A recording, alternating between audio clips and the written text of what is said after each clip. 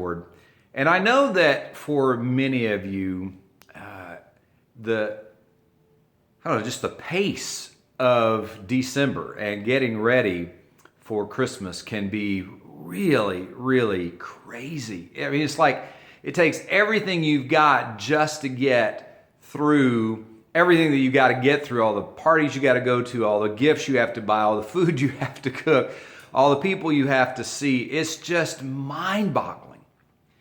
And so I want to ask you to just slow down for just a couple of minutes, watch this video, and just take a break for a second. Let me talk to you about church and a little bit about Second Chance. And one of the reasons why I love this building and one of the reasons why I love this building and Christmas. You can see behind me that we've been decorating for Christmas, and I don't know if you know the story of this building, but this building, once upon a time, it was the bomb, right? I mean, if you are above the age of probably 30, 35, you've probably had some experiences in this building. Probably most of them weren't about worshiping the Lord, and that's okay. We understand that. But this is one of the coolest buildings in all of Peoria. And when it was in its heyday, this thing looked absolutely amazing. But quite a few years ago now, when we were on the verge of buying it, this building was in terrible condition. It had been really used hard. The season for what it was designed for had sort of come and gone. And it had fallen on hard times. Nobody wanted it. And to be honest, the owners of the building already had permits from the city of Peoria to tear this building down.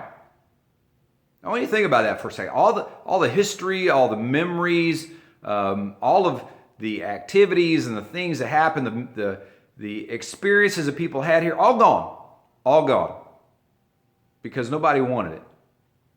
And when I walk into this building from week to week, I'm always amazed at what's been done. Although, to be honest, we've never really wanted to change it a whole lot. I remember the first time that we brought our church family over here to look at it and to decide whether or not we wanted to try to purchase this building. Someone said, well, you're going to have a hard time making this look like a church. And I said, well, you don't understand what we're doing. It's not our desire to make this look like a church. We love this building just like it is. It just needs some care and love and some attention, and it needs restoration. And week to week, people do a great job of trying to make this look as good as it can, but at Christmas time, something amazing happens. And I just want to walk you through from the lobby into the kind of the worship area, just to kind of let you see what we've done and how it looks at Christmas. So I'm going to turn this camera around and stay with me. We're going to walk together.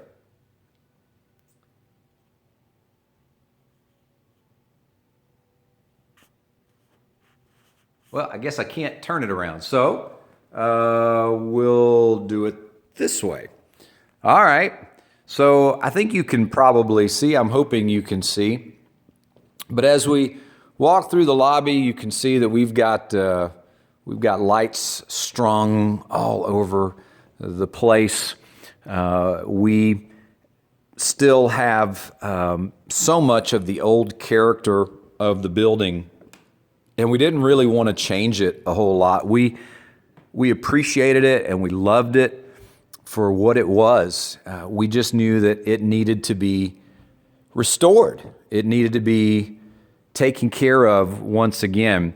And there was a bar that used to stand here, and we did finally take this piece apart and we reconstructed it over there. So we realized that the condition that it was in wasn't really conducive for doing what we needed to do, but we didn't want to lose the character of what it was. And so we took it apart and we rebuilt it in a more appropriate way. And so as you look at this building for Christmas, I absolutely love walking through these doors every week and just being with the people who are here and who become a part of our family of worshiping together.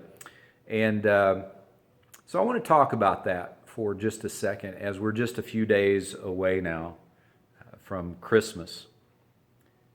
I think there's a really interesting parallel story between what's happened in this building and what Christmas is really all about. We get really busy trying to get all the gifts and satisfy all the requirements and demands, and yet, if we're really honest, it's like we can never quite pull it off. I mean, we've been talking about the last several weeks that I'm dreaming of a right Christmas, and we want a right Christmas because there's no such thing as a perfect Christmas.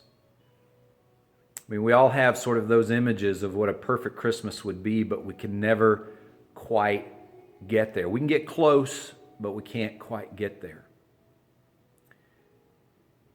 And as I walk into this building for Christmas, and I see the care and the love that has been given to it, and the attention that's been given to make it look fresh and new and inviting and warm again. To be perfectly honest, that's what Christmas is really all about. This building got a second chance. It was ready to be destroyed. It was, without intervention, it was going to be gone. It wouldn't even be here anymore. And without intervention, you and I, as we came into this world, we're not going to last in the way that we were intended to last. Something has to be done. We need a second chance. And Jesus understood that. And it meant so much to him that he didn't want to change you, and he didn't want to change me from the essence of who we are. He wanted to restore us to the fullness of who we are. He wanted to bring out that beauty that was built inside of you and inside of me, and to bring it back to life. There's only a couple of days left before Christmas. And maybe this Christmas hasn't been all that you wanted to be. Maybe it's been as good a Christmas as you could ever hope for. And I hope that that's true for you. But chances are good that's probably not true. You've probably struggled with many different things during this Christmas season, and maybe you're still not even feeling it. Let me encourage you in these last couple days to just intentionally slow down. Hit the pause button. If you don't have all the gifts yet, maybe there's some gifts that you don't need to buy. And remember that Christmas is a reminder for you and for me that we needed a second chance. That we needed someone who would come and love us and appreciate us for who we are, but bring out the best in who we are. Christmas is Sunday morning, and we believe that Christmas is ultimately about family. Jesus came so he could restore family. Flesh and blood family and spiritual family. So this year we're actually going to allow our families to stay together on Christmas morning and to celebrate together. Instead, we're going to have a beautiful worship service on Christmas Eve night at 6:30. I hope you'll join us.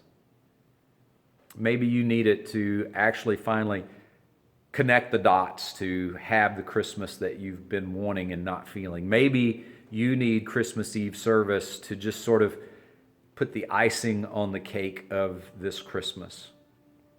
But whatever reason you may have, you don't ever need an excuse to come and worship the newborn King. You don't ever need an excuse to come and worship Jesus. And so I invite you to come Saturday night, Christmas Eve, 6:30. Probably won't be more than an hour. We should be out by 7:30 for you to be home and finish whatever it is that you're doing for Christmas. We'd love to see you. We want to celebrate the King together. We want to remember what he did, and we want to give thanks. So Merry Christmas to all of you. Hope you'll join us for Christmas Eve night. And for those of you who can't, we wish you a very Merry Christmas. God bless.